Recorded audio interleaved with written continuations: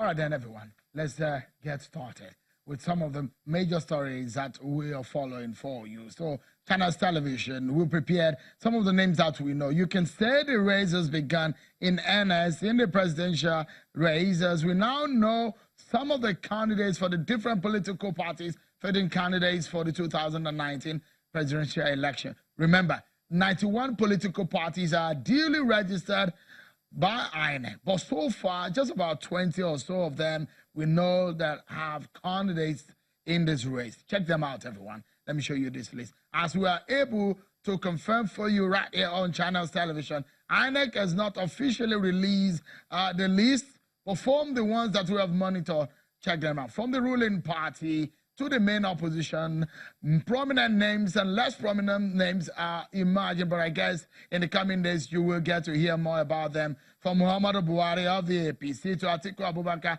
of the PDP, Obieze Kwesili, Olusegun Mimiko, Kingsley Mahalo, Faladru Otoye, and who lost a lot on the list. At least show your day, Bengal, Lawikbo Hashim, some controversies generated, Omoyele Showore, and a host of others.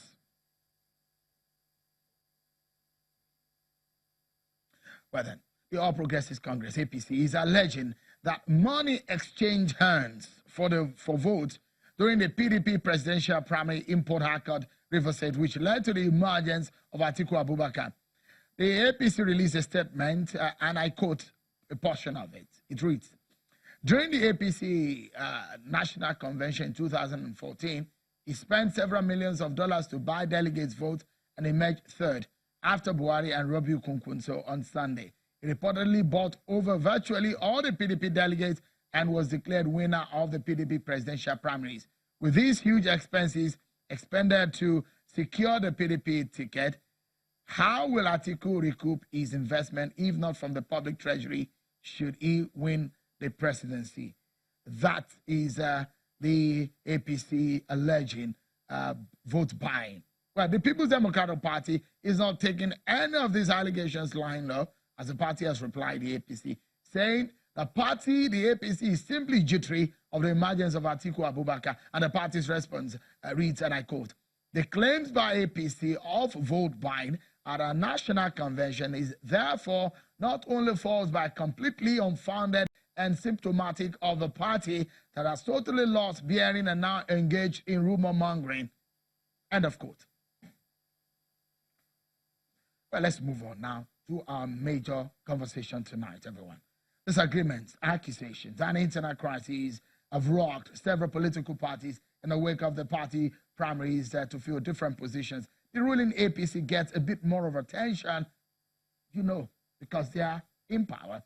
But this time, let's go to Cross River State. A few days ago, the senator representing Cross River Central, Senator John Enoh, was declared winner of the Matthew Achibe-led APC governorship primary with a total of 82,227 votes to beat his closest rival, Chief Edem Duke, who had 7,367 votes. Declaring Senator Enoh as a winner of the primary, the chairman of the national governorship primary election in Cross River State, Mr. Ali Magaji, disclosed that the total number of accredited voters were 106,212, valid votes were 101,000, and invalid votes 117. Take a listen to how Enoh John was declared winner.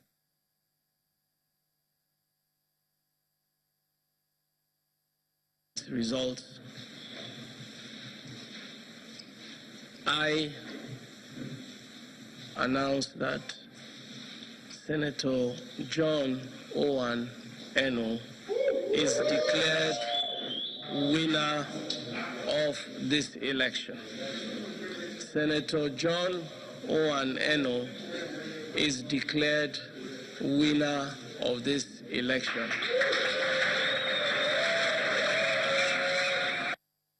So that is on one hand, when John Enoh was declared. But there is an earlier conduct of the governorship primary by the Etim John-led faction of the party, which declared the Minister of Niger Delta Affairs, Usani Uguru, winner.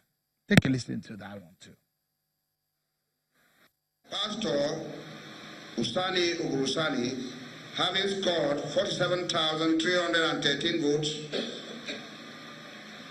being the highest number of lawful votes cast, is the winner and therefore declared elected as the governorship candidate of the All Progressive Congress.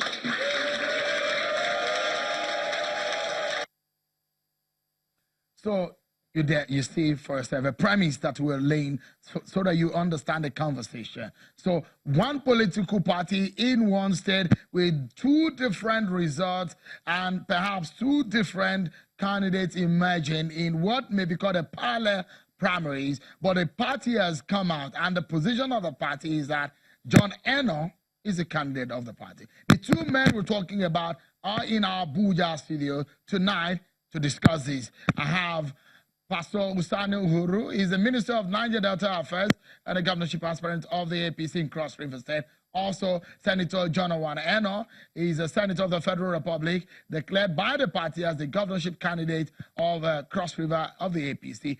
Thank you so much, gentlemen, for coming on the program. Let me begin with you, Honorable Minister. It does look like there is a bit of a controversy here, but for the party not to recognize your primary, which we heard earlier, it does mean that perhaps the primary that saw you emerging was illegitimate, isn't it? It isn't. It is not at all. In the first instance, to suggest that, of course, you said Matthew Achigbe led ESCO. In the first instance, Matthew Achigbe is not a chairman of the APC in Cross River State. If you want to confirm this, of course, there are records to do that. Matthew Achigbe is not the chairman of APC in Cross River State, I repeat. On account of everything that took place, which time will not allow us to elaborate on, there is clarity of records. In spite of whatever has been instituted from the back door to suggest that Matthew Achigbe is chairman of APC. You recall, in February 2018, a by-congress was conducted to elect just somebody for the chairmanship position. Matthew Achigbe contested it. He lost it. After losing, he congratulated the winner. And on the second thought and a push from the back, he came up protesting. And when Matthew Achigbe saw me, we met. And he said, all these things, me and no get wahala, they are just pushing me to do it.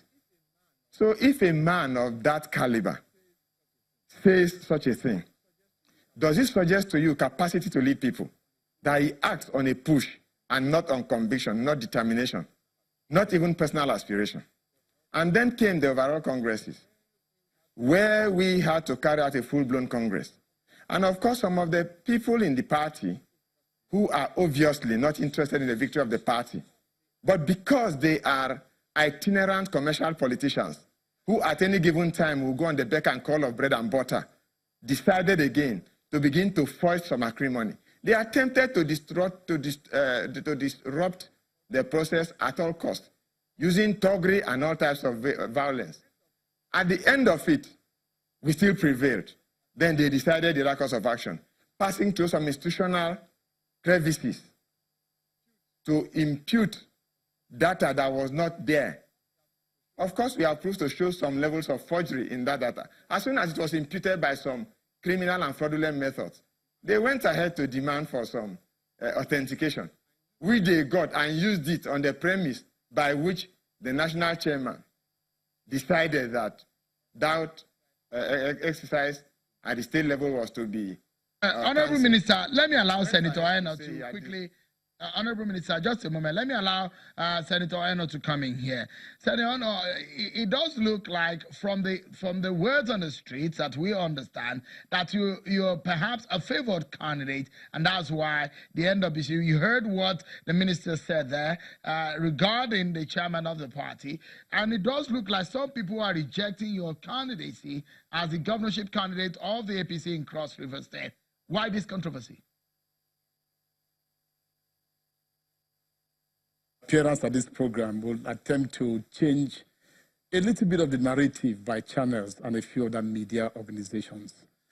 The primaries in Cross River State had nothing to do with Matthew Achigbe-led ESCO or Tim John-led ESCO. It had nothing to do with that. The primaries for the governorship in all states of the Federation are ordered or were ordered by the national leadership of the party. So you'll be correct to say the Ali Magashi-led panel that was sent to Cross River. Incidentally, for Cross River, the primaries for governorship and for all other elections was by direct primaries. It took off the matter from ESCOs or control of ESCOs. I agree, for example, that we have issues and disagreements about the appropriate structures and leadership of the party in Cross River, which is why the decision of the National to organize direct primaries in Cross River was apt.